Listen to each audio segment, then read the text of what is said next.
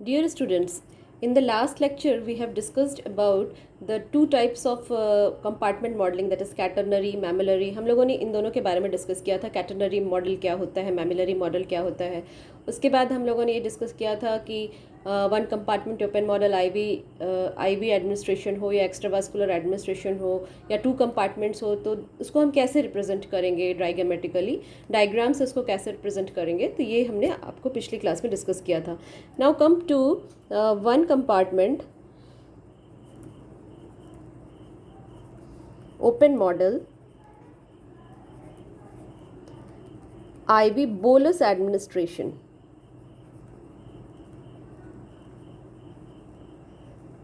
One compartment open model IV bolus administration. इसके pharmacokinetic parameters हमको निकालने हैं. One compartment open model IV bolus administration के pharmacokinetic parameters निकालने के लिए हमको रेट इक्वेशन जानना है सबसे पहले तो, और उस रेट इक्वेशन से फिर हम एक ग्राफिकल रिप्रेजेंटेशन करेंगे और उसके थ्रू फार्माकोकाइनेटिक पैरामीटर्स निकालेंगे. सबसे पहले तो हमको ये जानना पड़ेगा सब इसमें. अब आप ये बताइए इसका डायग्राम कैसा बनेगा. IV bolus administration. अच्छा, बोलस और इन्फ्यूज़न ये दो चीज़ें हैं आईवी में, आईवी बोलस और आईवी इन्फ्यूज़न. इसमें क्या डिफरेंस है. बोलस मतलब होता है कि एक बार में इंजेक्शन पूरा एक स्लॉट दे दिया गया और विद इन 1 to 3 मिनट्स वो पूरे बॉडी में आपके सर्कुलेट हो गया, इवनली डिस्ट्रीब्यूट हो गया, सारे ऑर्गन्स को इवनली डिस्ट्रीब्यूट हो गया, और उस समय हम बॉडी को एक होमोजीनियस कंपार्टमेंट या सिंगल कंपार्टमेंट के रूप में देखते हैं.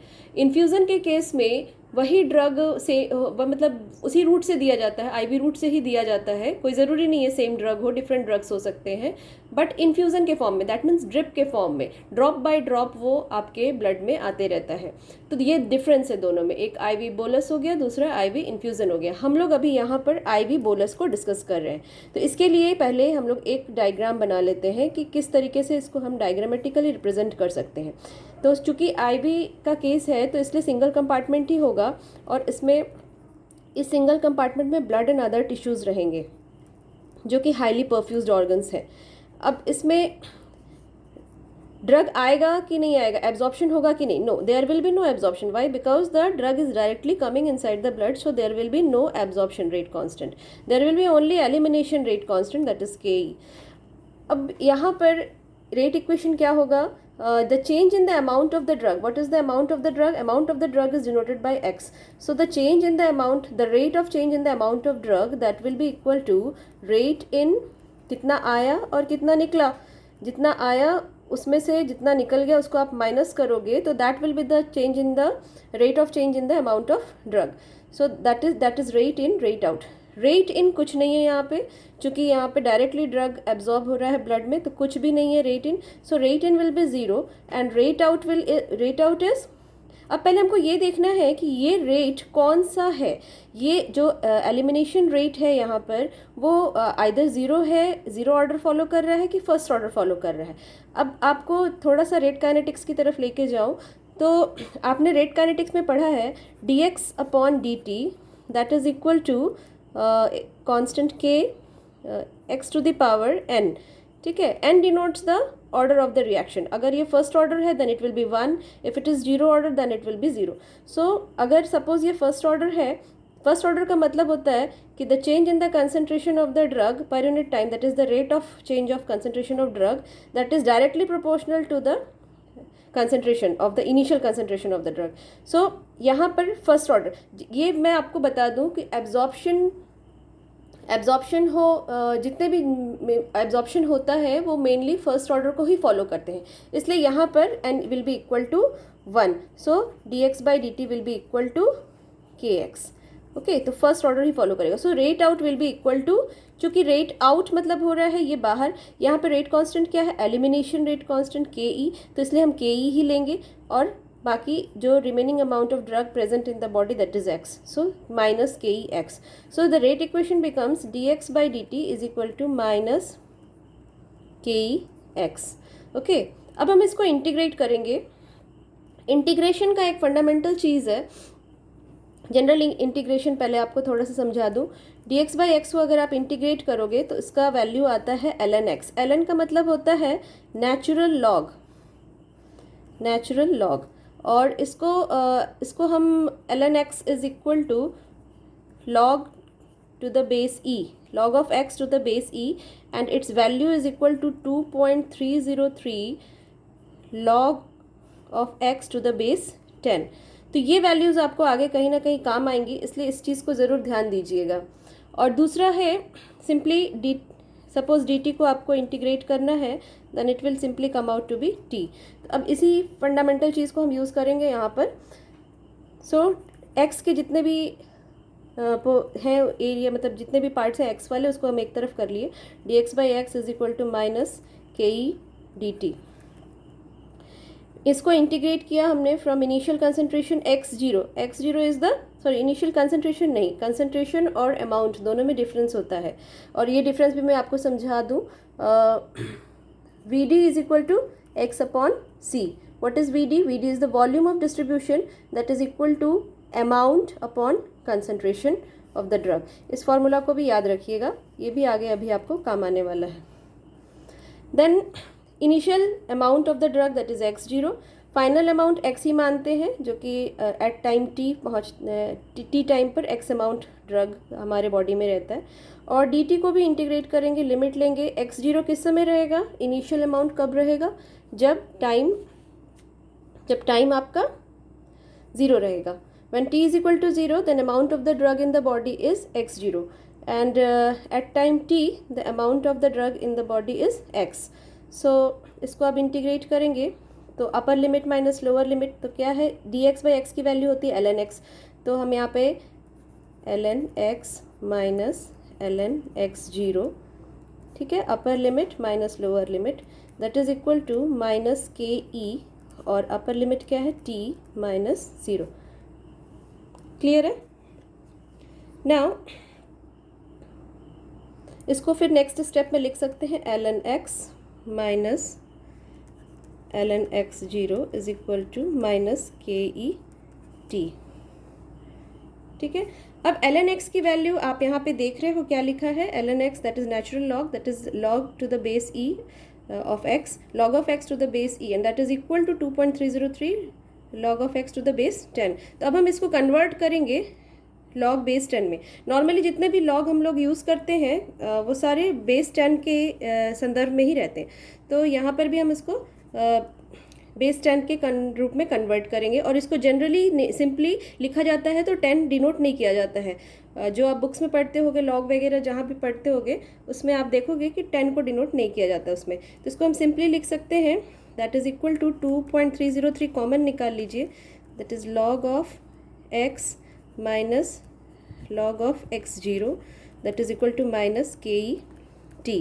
Okay, so log of x is equal to log of x0 and minus kt upon 2.303। Clear है अभी तक का सारा इक्वेशंस?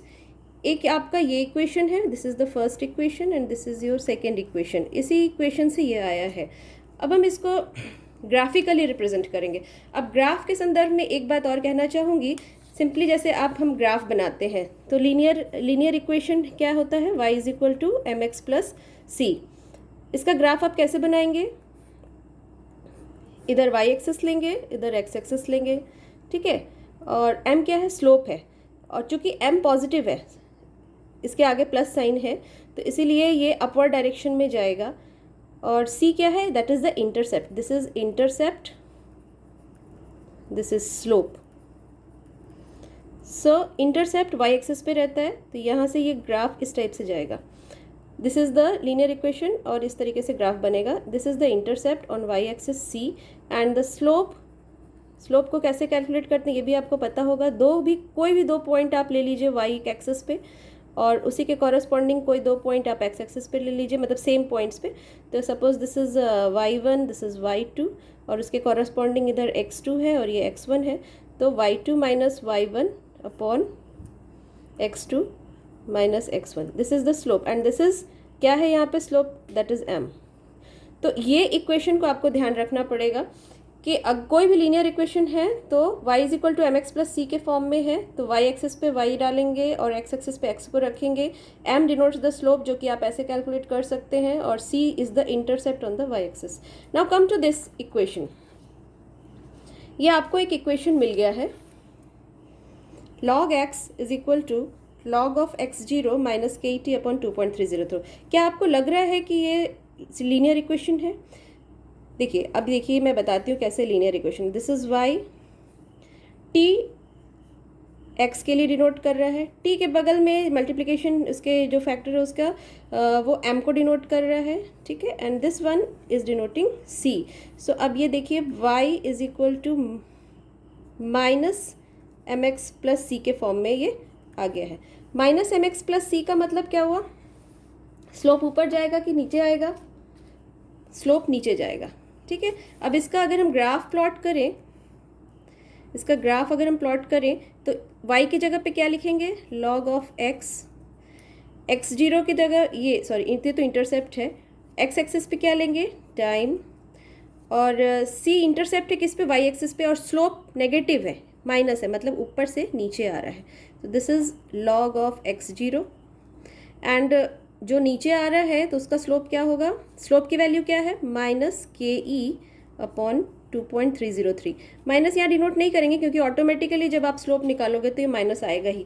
सो इस तरीके से ये रिप्रेजेंट किया जा सकता है, मतलब ये ग्राफिकली रिप्रेजेंट किया जा सकता है। और अब इससे हम आगे पैरामीटर्स निकाल सकते हैं। एक चीज़ और, यहाँ पे हम x क्या ले रहे हैं? Amount of drug, but it can be converted into concentration. How?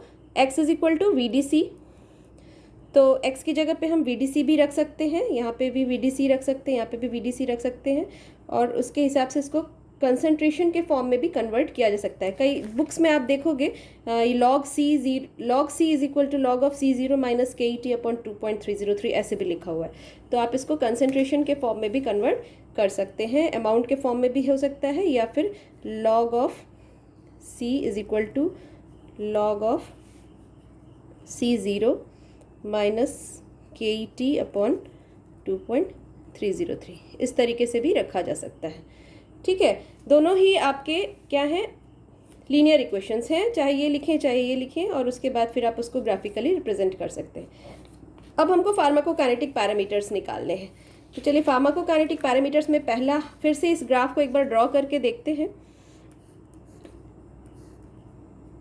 इधर आपने ले लिया, सपोज अब c से ही डिनोट करते हैं इसको, log ऑफ c, और इधर टाइम है, this is log of C0, slope is के ई अपॉन 2.303। सो इस स्लोप को आप निकाल लीजिएगा ग्राफ से, तो के ई की वैल्यू तो आपकी निकल के आ गई। फर्स्ट ऑर्डर रिएक्शन जब होता है तो टी हाफ की वैल्यू क्या होती है? 0.693 अपॉन के ई। तो इस पैरामीटर से आप के ई भी निकाल, मतलब टी हाफ भी निकाल लीजिएगा, हाफ लाइफ इससे आप निकाल सकते हैं। उसके बाद आ जाता है आपका टी हाफ की एक और फॉर्मूला है, T half is equal to 0.693 VD upon CLT। CLT is total clearance, this is VD, और टी हाफ। तो टी हाफ जब आपका निकल गया, और अगर आपको VD पता है, VD कैसे निकालेंगे? VD is equal to x0 upon C0। C0 तो आप इस ग्राफ से निकाल लेंगे, और x0 initial amount of drug that is given, मतलब डोज है एक तरीके से ये, जितना डोज आपको शुरू में दिया गया दैट इज x0। तो इस फार्मूला से आप VD निकाल लीजिएगा। जब VD निकल गया तो VD को यहाँ पुट करेंगे, टी हाफ आपने निकाल चुका है तो टोटल क्लियरेंस निकल जाएगा। तो ये देखिए आपके कितने पैरामीटर्स निकल गए? के ई निकल गया, टी हाफ निकल गया, CLT निकल गया, और VD निकल गया। 4 पैरामीटर्स आपने इसमें से निकाल लिए हैं। कुछ लोगों को कन्फ्यूज़न होता है कि ठीक है ये तो हमने बना लिया, लेकिन ये सेमी लॉग ग्राफ पेपर क्या होता है? सेमी लॉग ग्राफ पेपर एक ऐसा ग्राफ पेपर है जिसमें कि यहाँ पर आप सिंपली कंसंट्रेशन टर्म्स को खाली लिखेंगे, लॉग वैल्यूज़ नहीं लिखेंगे। सिंपली जो कंसंट्रेशन टर्म्स आए हैं सिर्फ आप उसको यहाँ पे ड्रॉ करेंगे, मतलब प्लॉट करेंगे, तो वो भी स्ट्रेट लाइन देगा। That is a semi log graph paper, market में अवेलेबल है, कभी होगा तो उसको भी खरीद के देखेंगे। तो अगर आप सेमी लॉग ग्राफ पेपर में भी इसको बनाएंगे, और simply in semi log graph paper simply अगर आप ड्रॉ करेंगे इसको, इधर C लीजिएगा और इधर T लीजिएगा, तो भी वो ऐसे ही स्ट्रेट लाइन आएगा। इधर का प्लाज्मा कंसंट्रेशन हो गया और इधर टाइम हो गया, तो भी स्ट्रेट लाइन आएगा, ठीक है। या अगर आपके पास सेमी लॉग ग्राफ पेपर नहीं है तो नॉर्मल ग्राफ पेपर अगर आप ले रहे हैं तो आपको लॉग लेना पड़ेगा, लॉग लेकर के फिर आप निकाल सकते हैं। तो आज हमने देखा इस तरीके से कैसे 1 कंपार्टमेंट IV बोलस एडमिनिस्ट्रेशन में हम सारे पैरामीटर्स को निकाल सकते हैं। जैसे कि सबसे पहले तो हमको रेट इक्वेशन चाहिए, रेट इक्वेशन को इंटीग्रेट किया हमने, किस तरीके से इंटीग्रेट किया ये आप लोगों ने देखा। देन उसके बाद हम लोगों ने कैसे, मतलब सिंपल तरीके से मैंने समझाने की कोशिश की है कि ये लीनियर इक्वेशन है, कैसे लीनियर इक्वेशन है ये भी बताया है। और उसके बाद फिर उसको ग्राफिकली रिप्रेजेंट किया, और ग्राफिकली रिप्रेजेंट करने के बाद उस ग्राफ के थ्रू हम लोग के ही निकाल सकते हैं स्लोप से। और उसके बाद टी हाफ की वैल्यू, क्योंकि फर्स्ट ऑर्डर काइनेटिक्स जब भी फॉलो होता है तो उसमें हाफ लाइफ यही रहता है 0.693 upon k e, that is the elimination rate constant. और इस तरीके से टी हाफ निकाल लेंगे। और टी हाफ इस का फॉर्मूला ये भी है, अगर आपको वी डी पता है, वी डी निकालने के लिए ये दोनों चीज़ें पता होनी चाहिए। ये आप पता कर सकते हैं क्योंकि डोज आप ही को दिया गया है या किसी पेशेंट को दिया गया है, तो डोज हमें पता हो जाता है। और C0 की वैल्यू हम यहाँ से ग्राफ से निकाल सकते हैं, एंटी लॉग ले लेंगे जो भी वैल्यू आएगी उसकी, और उससे हम C0 निकाल सकते हैं। तो C0 निकल जाएगा, X0 पता है तो VD निकल गया, एंड देन व्हेन VD आपको पता है तो टोटल क्लियरेंस इस फॉर्मूला से निकल जाएगा। इस तरीके से हम 4 पैरामीटर्स इससे निकाल सकते हैं। आई होप आप लोगों को बहुत कुछ इसमें से समझ में आ गया होगा। नेक्स्ट क्लास में मैं कोशिश करूँगी आपको IV इन्फ्यूज़न और एक्स्ट्रावास्कुलर बताने के लिए। Okay, thank you very much.